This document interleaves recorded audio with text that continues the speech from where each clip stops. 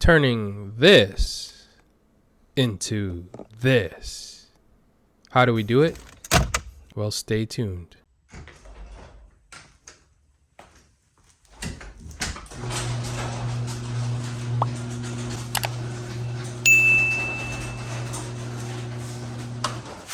This is my 2014 Subaru Forester. This is 25i premium model. That doesn't matter, but it has an old head unit, and I don't want that. I want to put in a new head unit. So in this video, we're going to show you how to rip out that old one and then install this new one. This is a 9-inch display screen, Android 12.0, and it has CarPlay, so that's convenient.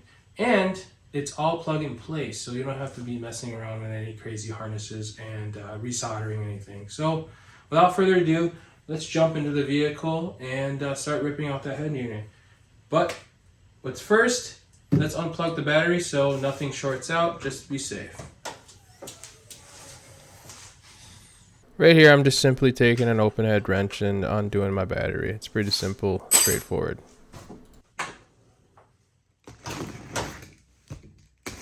Let's see what we got in the box. So we got instructions, and then we got our harnesses and other cables, antennas, adapters, and then right here is going to be the actual head unit itself.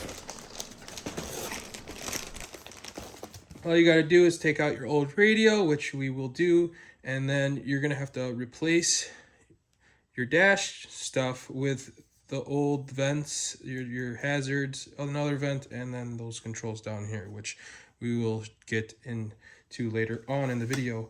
But so far, I'm just looking at this. Looks pretty cool. As you can see, we have this old head unit. This is what we're going to be taking out today.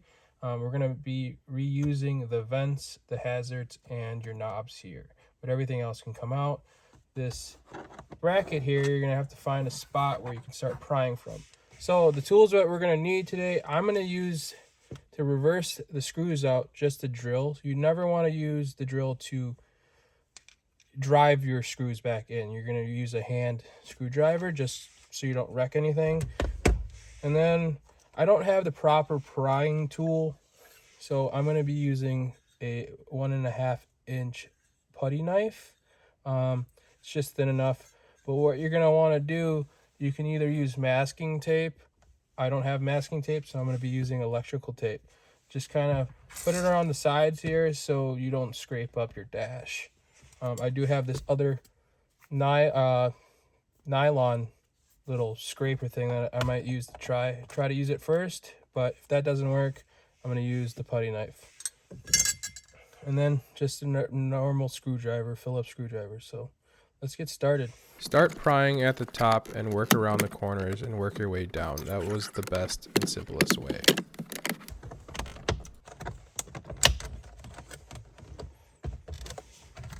So the conclusion I'm getting to is all these harnesses are way too short right now, and this whole thing we are going to be replacing anyways, except, I mean, obviously knobs. You want to keep these good, but it's already starting to kink right here, so I'm going to just rip this off because this whole place is getting replaced.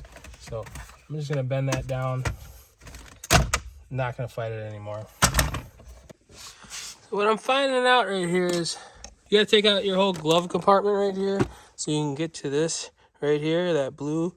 You got to unclip it right there, and then this would be able to pull out, but there is a white one on the opposite side too, so it's kind of hard to get to, but if you look underneath where your foot pedals are and look up with the light, you can see it perfectly. Oh my goodness. That Ethernet cable looking one. That one was the one that was giving me a problem. Could not get it out.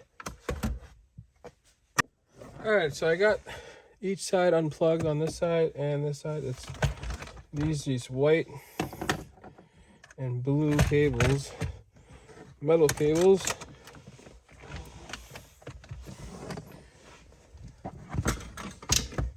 For your AC and heat.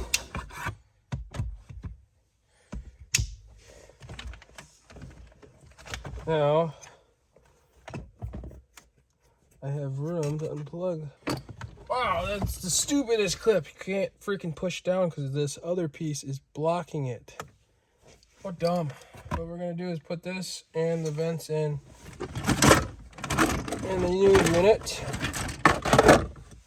So right now, not doing anything special. I got here, taking out the vents and putting them in this new head unit. I got one vent out. There's just 4 little spots that you have to pry out. Right here, 1, 2, 3, 4. Pops out. Can do the same here. So right here, I'm just using a flathead screwdriver to pry at these 4 tongues. Just be aware that these are small and fragile, so they could break. Popped out. Now we got the hazards. Oh, here we go. You gotta pinch it.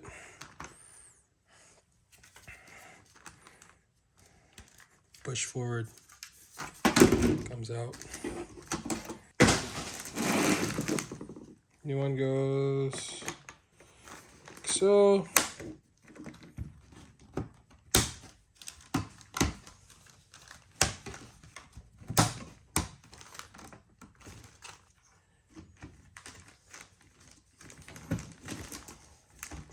And then we're gonna screw the back on. Screw these on.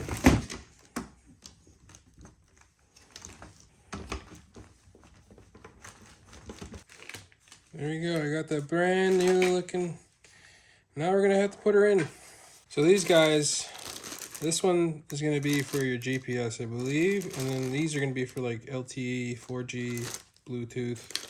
They're all gonna be probably stuck into here somewhere. Probably right on the back of here. I don't know. This looks like if you have a amp or subs and stuff like that. I don't have that, so I don't know if I'm going to need this. And you got your head unit, power, adapter for the stereo. You might need that, you might not. So let's go plug one of these in and check which ones work. Figured out that the small harness is the best harness to use. This other one, this is for your antenna. This doesn't clip in. This antenna doesn't clip in. This is the wrong size. This harness is also not my harness. So this is the 25i Premium Forester 2014 Subaru. And so far, this is what I've come up with. This stuff is going to be for your amps and subs and whatever else. These are going to be your LTE, 4G, Bluetooth, and GPS. This will all probably stay around in here. This cord is your camera in. So if you have an exterior camera that's you installed yourself that wasn't built in the car, you could probably plug that in through here. And yeah, so I think I'm gonna just have to ground that inside there. And the radio antenna, I actually can use the stock one in my car, which I didn't find out. I didn't even try it out. It took me forever to figure that out, but figured it out. And yeah, so don't use this for my car. This fits in backwards for some reason, but it works. And yeah, just gotta ground this out. And yeah, so I'll take you back into the car. I'm not gonna use this, just gonna use this harness. Okay guys, we are back, and I had to rip this out. I'll probably put this in the beginning or in the middle. I don't know exactly where, but everything is working flawlessly except the reverse camera. So my harness is not the special harness to get that reversed. It's just like a 20 pin or something, 24 pin. This is a 2014 Subaru Forester 25i Premium. My car came with a camera from the manufacturer built in. It was always displayed on this 4.5-inch screen. So there was a special harnessing, but I worked around it. And what we had to do is I had to tap into that monitor to get the video to display here. You only need one tap in on one of those cables. I'll show you which one. And then you also have to go down here and tap into the reverse signal. This sends a signal to the head unit. This sends the signal to the head unit, which you connect to the brown wire on the harness that says back. It's a brown wire. It's probably the only one that's brown on there. And then I just sent the cable. I spliced into the signal. I'll show you right here. So down here you can see this. So you got this piece, 1, 2, 3. It's the third one back. There's a brown and yellow wire that you want to tap in. That is the reverse signal. So it tells the system to click on the camera, the back camera. So right there you got to tap in. I sent the cable all the way up, around, back inside to the head unit. And then that's connected to that brown wire right there. This blue and brown wire. I just use a butt connector right there. And that's back on the harness. And then the video signal is actually behind this dash. So how to get this off is you get this off, and then there's a little face plate here that you have to pop off. There's 3 little tongues in the center, or in the middle right there, that you have to pry, use your fingers and pry and pull forward, and it should slide forward. And then there's two screws, 1 and then 2 right there. You undo it, and then the whole thing just pulls out. And then there's 2 connecting cables. There's the right side and then the left side, the driver's side. The driver's side is the one you want to tap into. There is a black cable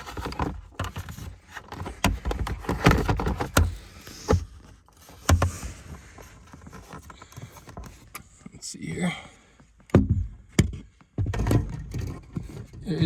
You can unplug it. I'm not going to do it right now because it was a pain in the ass to get back on.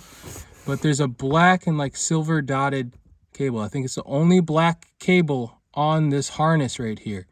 That's the one you want to tap into. That's your signal. That's your video signal.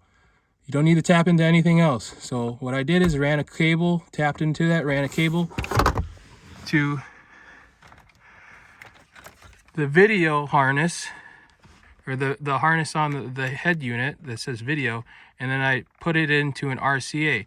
You only need to use one of the cables from the RCA. It is the positive side, the dick. The dick is the positive, and then the outer coater is the negative. So you only want to use the positive on there, and you don't want to use the negative. It shorts out or something, so don't use that. Just use the dick. Run the black to an RCA, positive only, into the video. Plug it in. That plugs into the head unit. And then what happens is when you get the display up there, you hit the reverse, you get that up there, and then you get this. So there you go. That is how you connect the reverse camera. If it was built in already, like mine, that's how you tap into it. All right, we're back. We got everything put back together. That's put back together. That's put back together. Everything looks good. I'm going to show you. I'm going to start up the car now, and then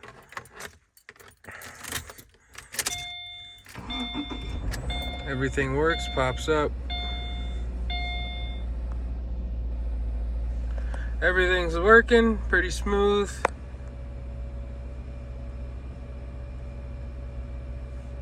Showing you guys everything really quick. I just started the car. Everything's working nice and smooth like it should be. Okay, cool. And then now when you hit the reverse, throw this bad boy in reverse, that pops up, reverse camera. So that's how you do it. That's how you install the reverse camera. You have to bypass all that stuff. To set your keybinds for your steering wheel controls, because it automatically doesn't pick it up, you got to go into this app, and then you can set all your keybinds for your steering wheel. So now I have up that works. Oops. You go into that app. Now my steering wheel controls work too as well. So it doesn't want to play while it's recording, but you can see it works. Go to GPS.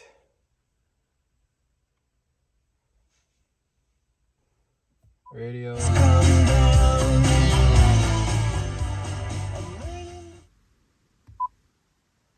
thing is pillowing out smoke. Look at this thing.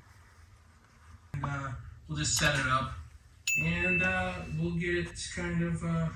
That's how you guys do it. That's how you install the Seicane radio for the 2014 Subaru Forester 25i Premium model.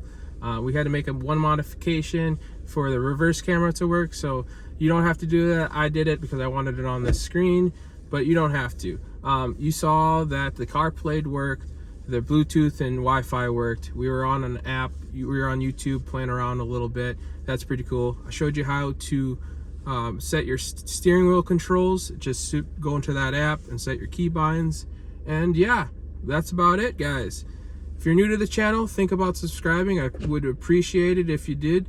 And everyone that's watching this, please smash that like button and let the algorithm know I'm doing a good job. Okay, and you guys have a nice night. Later.